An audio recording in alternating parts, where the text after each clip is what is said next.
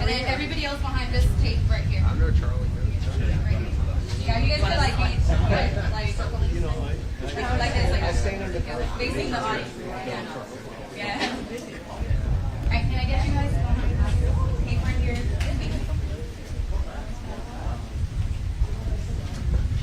Can I get some more around this?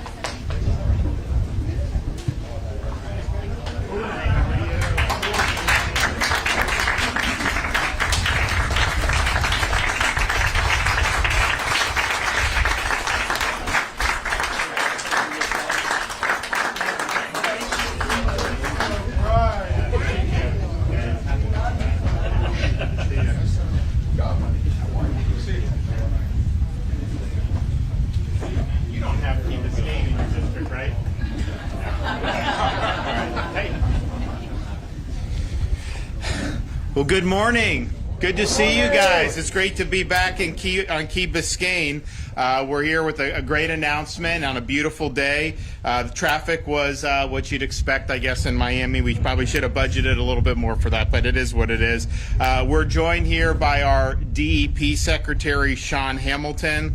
We have the Vice Chairman for South Florida Water Management District, Scott Wagner. Cheryl Meads is also on our South Florida Water Management District Governing Board. Eric Eichenberg, Everglades Foundation CEO. Kelly Ralston from the Conservation and Public Policy for Bonefish and Tarpon Trust. Noah Wallenstein, former DEP Secretary, now Chairman of the Biscayne Bay Commission. Adam Blaylock, Deputy Secretary for Ecosystem Restoration and member, Biscayne Bay Commission. Of course, Senator Ileana Garcia. Senator, I guess Anna Maria is not here, but we do have our new senator, Senator Alexis Calatayud. So thank you and congratulations.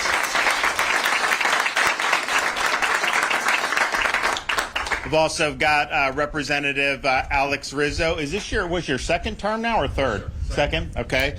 And Basabi, the Republican Miami Beach, is now the representative right here.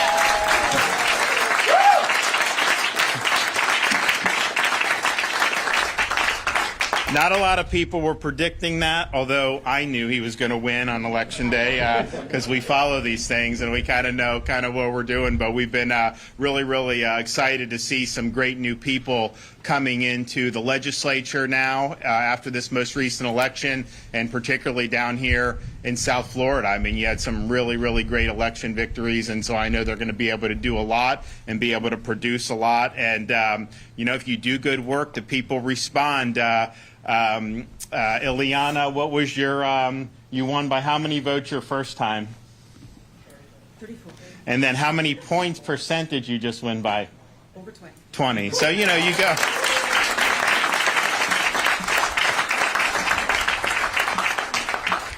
That was the same with us. We went for, we did 33,000 in 18, did 1.5 million margin this time. I mean, it's just, you do it how you do it.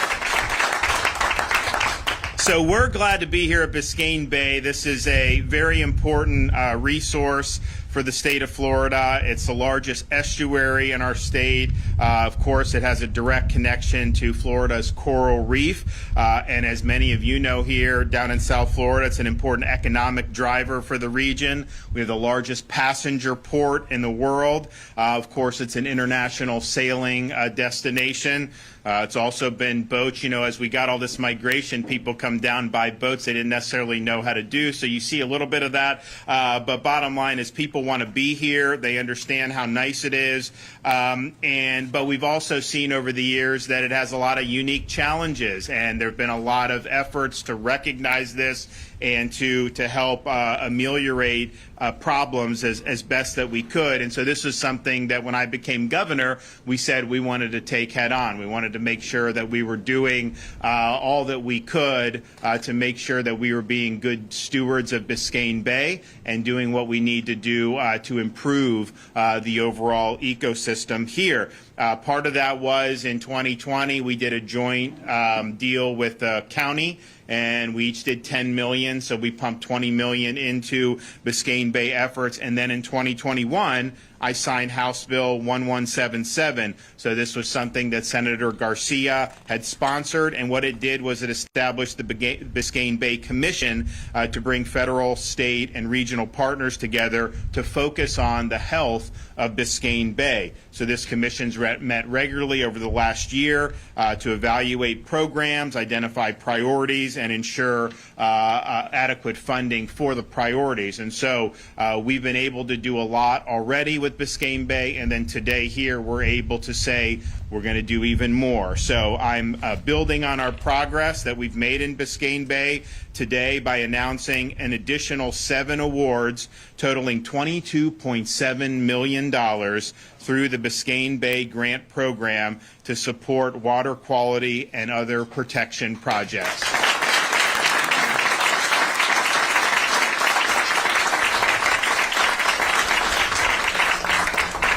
So since I've been governor, we've now done over $52 million once this award is disseminated for the health of Biscayne Bay. So the projects today, there's money that's going to go to the village of Key Biscayne, Coral Gables, Miami Springs, North Miami, Miami-Dade County, Cutler Bay. And you're looking at things like septic to sewer conversions. You're looking at stormwater management. You're looking at additional wetland restoration. And so these awards are going to help the areas located around Biscayne Bay reduce the impacts. It's a very big, populous part of the state. And so there's just naturally things that you have to deal with. And of course, it seems to be a place that more and more people want to come to. So being able to do some of the things we're doing with this is going to have a lot of effects downstream, and it's going to make the Bay better. So we did over $30 million already since I've taken office to improve Biscayne Bay and water quality. Some of that is infrastructure like septic to sewer, to reduce nutrient pollution and water, improve water quality, also increasing freshwater inflows to protect marine habitats in the Bay. We've used more innovative technology to improve stormwater management and help prevent sanitary sewer overflows, and I know you've seen that in the past. We've also done funding to protect coral reefs, and so we're happy that we've been able to get a lot of momentum. We're happy that we've been able to make a difference. We're going to continue to do that. Of course, this is part of larger efforts that we've done over my 4 years with Everglades restoration. We did $3.3 billion in my first 4 years. That was over doubling what was done in the previous 4 before I became governor. You now have more water flowing from Lake Okeechobee south through the Everglades and into Florida Bay than you've had in the modern Florida history, and we're doing more all the time. We also created the Resilient Florida program, and that was over $1.1 billion so far for projects to fortify our infrastructure and help communities better prepare for the impacts that Mother Nature may throw our way. I mean, you saw Hurricane Ian in Southwest Florida, and the thing that you noticed was you had Charlie in 2004, you had Irma in 2017. Some of the areas that went through that and had more resilient infrastructure, they fared much better. In fact, you look at a lot of the homes, and people down here know because after Andrew, you saw how the building codes changed. You know, some of those homes that were built since that time, you know, did pretty well. I mean, you know, maybe you'll have some roof shingles or something, but you didn't see the catastrophic results with that more fortified infrastructure, whether it's somebody's private home, whether it's some of the underlying infrastructure in terms of what goes on with the overall county or city. So this stuff does work, and it lets the communities get back on their feet. I mean, there's a lot of damage that was done, of course. I mean, you have 155-mile-an-hour winds coming ashore, you had major storm surge. Some of those buildings were very old, and they just were not up to specification. position to be able to handle that. And so, of course, you saw a lot of damage, but you also saw a lot of resilience. Even like these mobile homes and these manufactured homes, some of the newer ones that are built knowing that you could have a hurricane, there were actually some of those parks where the damage, I mean, I thought it would have been wiped off the whole planet, and yet the damage was relatively modest, and some of the places didn't get damaged at all. So this stuff matters. It also just matters that in Florida, we take a lot of this stuff seriously. If you think about with Ian, you know, we didn't know exactly where it was going to end up going, and was kind of a moving target. But you had 42,000 linemen and crewmen that were pre-stationed in the state of Florida to be able to respond to get the power back on. So you had millions of people that lost power, and you had the quickest restoration of any major hurricane because of the preparation.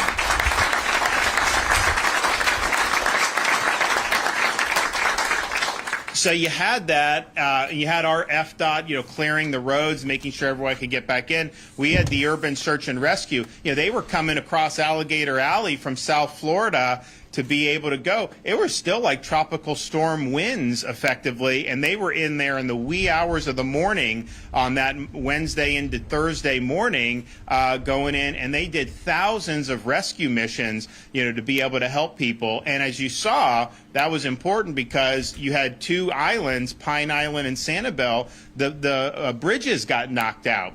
So you wake up the next morning after that, the causeway going to Sanibel, long causeway, it was severed in 3 places. Pine Island was like almost totally washed away. You looked at that, you're like, oh my gosh. And so the people were being told, hey, this is going to take 6 months to a year. You better get off these islands. There's just not going to be able to be help. And even though these were not state roads or bridges, you know, they reached out to us and we said, yeah, we'll help. So we went in there. We did the one bridge, took cognizance of it, produced a temporary bridge in 3 days going into Pine Island. And then on Sanibel, it was a total work of 2 weeks, which was the 3rd week after the storm, they were able to repair all 3 different locations. And so, you know, I'm coming down here, flying over that, looking, seeing they would have still been severed from that, you know, had we not done what we did. And so that is just a way where, you know, you got to have all hands on deck on some of these things, and we were happy to be able to do that. And the result is, because of that, because of the quick power, but because of some of the resiliency, you know, for a storm of that magnitude, you know, you're going to see the quickest bounce back, I think, that we've seen of a Category 4+ storm. And so it makes a difference. It really matters, and we're happy to be able to continue leading the way on all these issues going forward. Okay, we have Shawn Hamilton is our Secretary for DEP, and then we'll hear from Senator Garcia. Thank you, Governor. Honored to be here today again to celebrate the progress we continue to make for Biscayne Bay under your leadership, and the investments that we're making to protect not just, you know, the bay for today, but thinking about the future, right? Setting a firm foundation so that restoration can catch hold and be firmly planted into the future. So it's been a year, as the governor noted, since the Biscayne Bay Commission convened. And so along with our partners, they've been hard at work.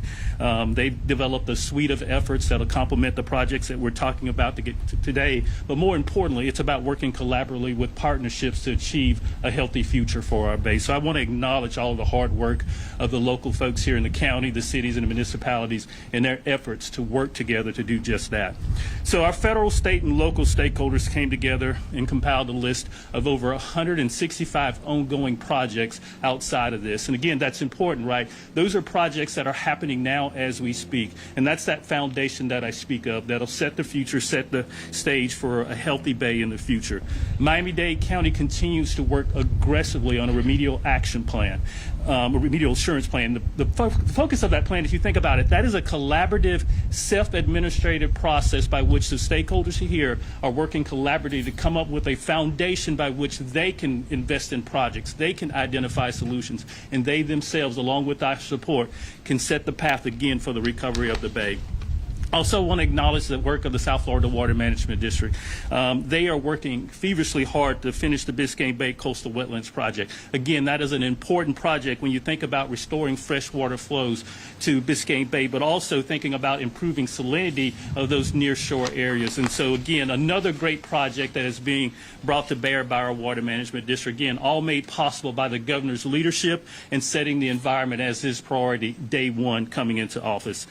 Some of the projects, like the governor mentioned today, they're going to convert portions of Miami septic systems. Again, as we know, that is a long-standing legacy problem. It is a large problem, but again, these investments will start to turn the needle on that, and we'll start to see those benefits as we reduce nutrients going into the bay. So, as the governor noted, Biscayne Bay is a treasured resource, not just here in Miami-Dade, but as a state as a whole. It is a foundation that shows how important it is to make sure that we maintain that equilibrium between our built-out infrastructure and our environment that underpins our economy and our healthy ways of life. So we've got a lot of work ahead of us, but this is the foundation that it's going to take us to move that forward, and that would not be possible without the governor's leadership and, again, making the environment a priority. I look forward to working with the county, our elected officials, our other partners from the Biscayne Bay Commission, again, as we collaborate on projects like this as we look to the future for Biscayne Bay. So, again, Governor, thank you for your leadership.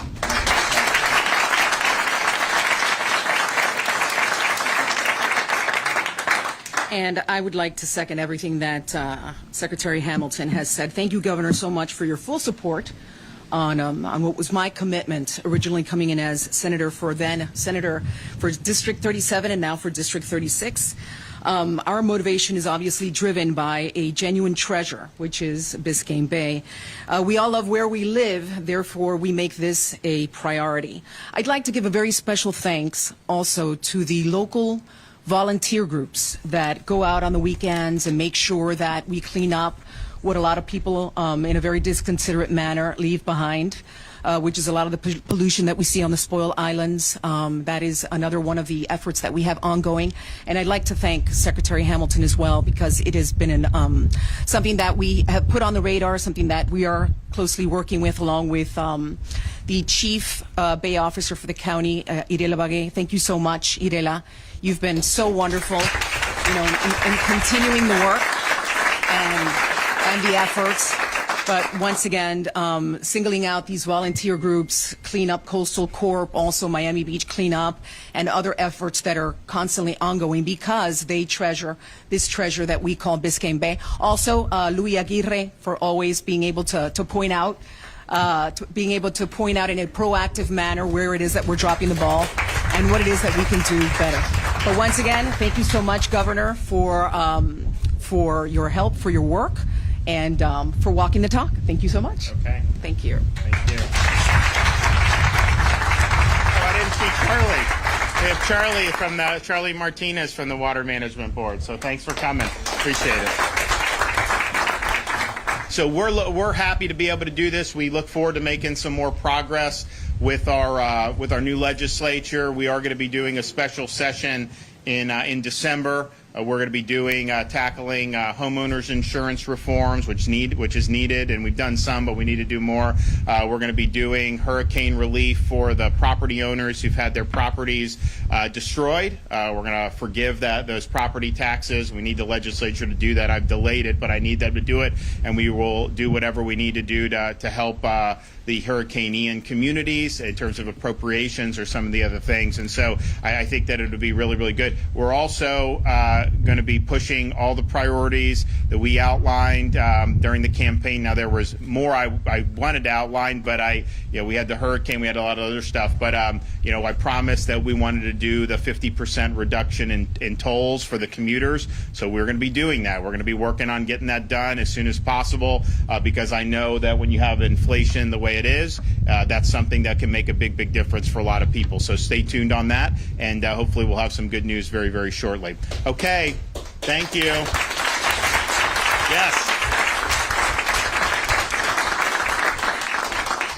Governor, two questions, if you will indulge us.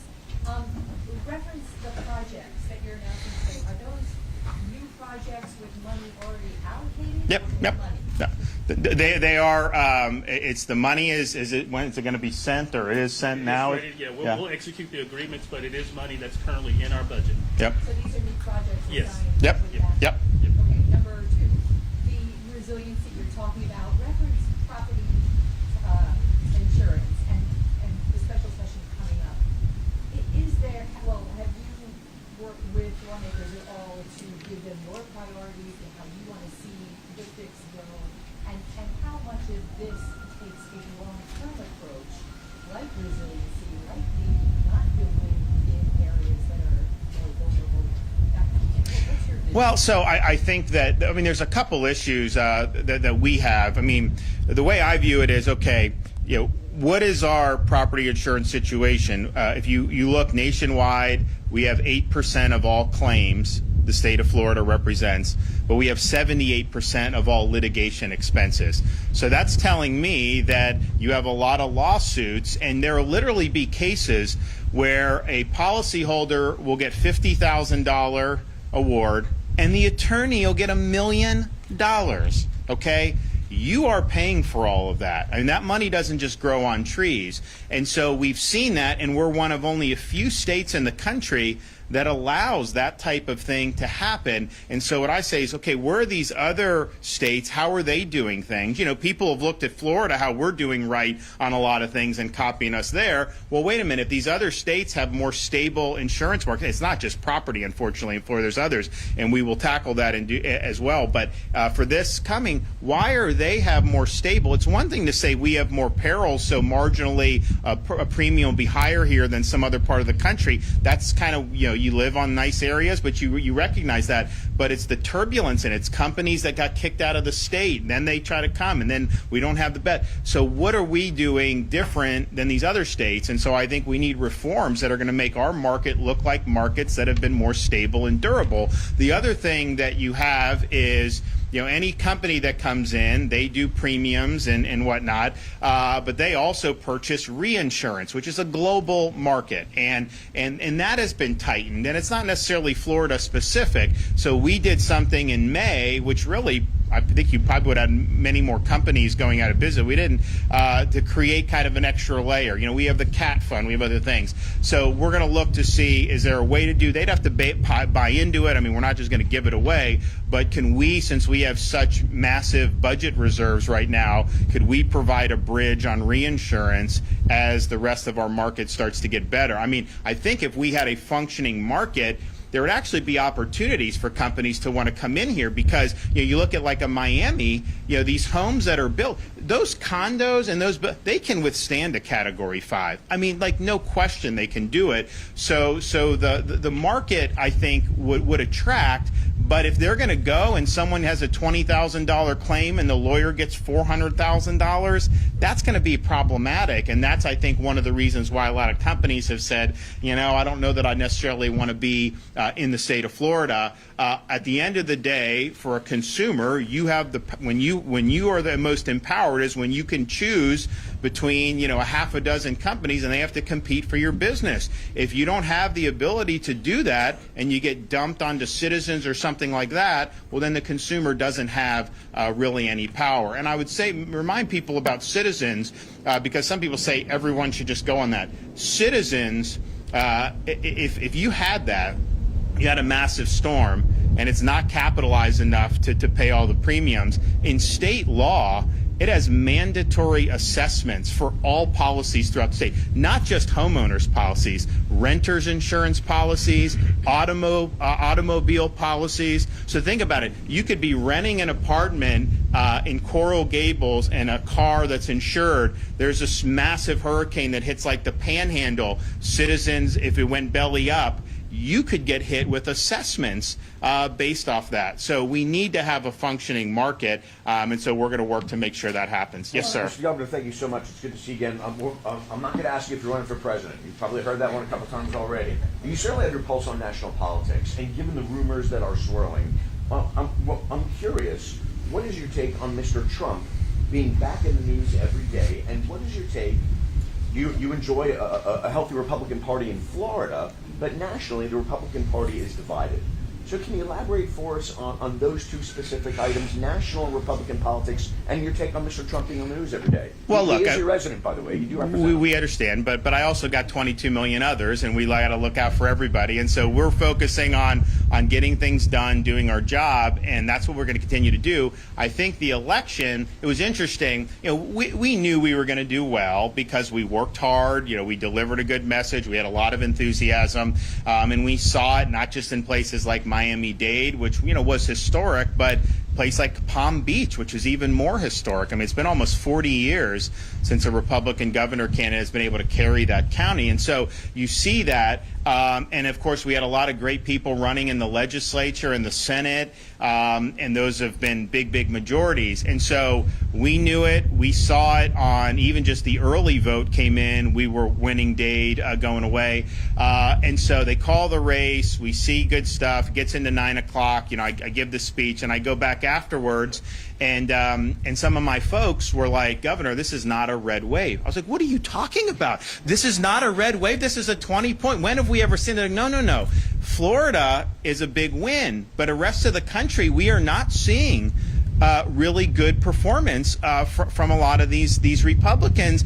They're like, it doesn't look like we're going to be able to win the Senate. The House is going to be very close. We assumed we were going to end up with like 245 House members. We're at 222, it looks like, which is a huge underperformance. And so, the question is, why did that happen? Because the way these midterms work, someone gets elected to the White House and then there's a reaction the other way. That's what happens almost every 2 years. And especially when people are pessimistic about the direction of the country, have a negative view on Biden, usually those voters are going to want to vote for people that are offering an alternative. And yet some of those voters throughout the country, not in Florida, but throughout the country, even though they disapproved of Biden, even though they disapproved of the direction of the country, they still didn't want to vote, for some of our candidates. So I don't think it's a question necessarily being divided as a party. I think it's like, okay, how do you run and win majorities? And I think what we've done in Florida is we've shown that we've exercised leadership.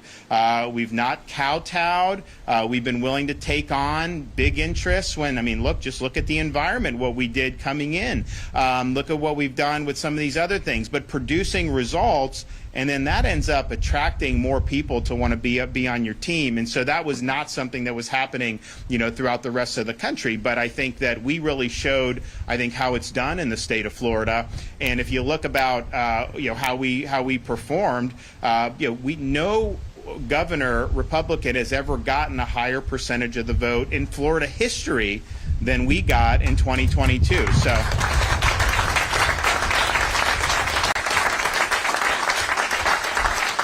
Yes, sir. Key Biscayne question, if I could. Sure. You talked about Sanibel and the causeway. You drove over a causeway today. Here in Key Biscayne, a lot of people are worried about the Bear Cut Bridge. It could be washed out by a strong Category 2 storm. What kind of action can the state do to shore up bridges like the Rickenbacker Causeway, the Bear Cut Bridge, systems like that would be vulnerable to these massive storms? Well, if you think about it, first of all, they're always doing those assessments. I mean, when the hurricanes came, they're immediately out there inspecting every bridge. Like, the bridges don't get opened unless they're inspected. So that's something that they're constantly doing. I would say on the Ian, those were not state bridges, and so those were things that the county had done. That was partially a perfect storm. I mean, you had almost a Category 5, and that was basically, those bridges were almost right at impact. So that is something that I think you didn't necessarily want to see that. But I would say this on those: part of the reason we were able to get them up and running so quickly is the most important structures of those bridges actually held. There were other parts that washed out, but the most significant ones, the big pylons in the water, held. And so I think that's something, that's important. So our folks always want to make sure our stuff's good. Now, we lost a bridge in Sally in 2 years ago, but it wasn't necessarily because of the direct impact of the storm. What happened was, you had the storm. It totally would have been able to have been fine with that. But you had someone left a barge that wasn't tied down. So this barge starts going, and the barge rams in to the bridge, and that created damage that was more severe than what a hurricane would have been able to do. So that was a longer restoration effort. But yeah, these are important things. Governor, every day we see more and more boulders in social media and videos of boulders crushing our bay. What could we be doing in order to have more enforcement? I'm sorry, doing what? Trash. Okay. Trash in our bay. Boulders throwing that trash in our bay, and we see it in social media. How can we enforce law to prevent that? Do you want to, any of you guys want to take about? Well, yeah, I'll be glad to. And so I think that's a two-part answer, right? The local presence is important here. You hear the senator talk about the partnerships, the awareness. You see something, inform the officials, identify the problem areas, because some are a lot more intense on their activities than others, and then formulate solutions to attack those areas. Part two of that is FWC is an important partner when you think about our waterways, and so making sure they're aware of those areas, making sure they're engaged, making sure they understand that there's a need to maybe a focused presence. So there are options out there. It's just a matter of creating that consensus on how to approach it. So. Okay. All right. Thanks, everybody. So good to see you all. Thank you.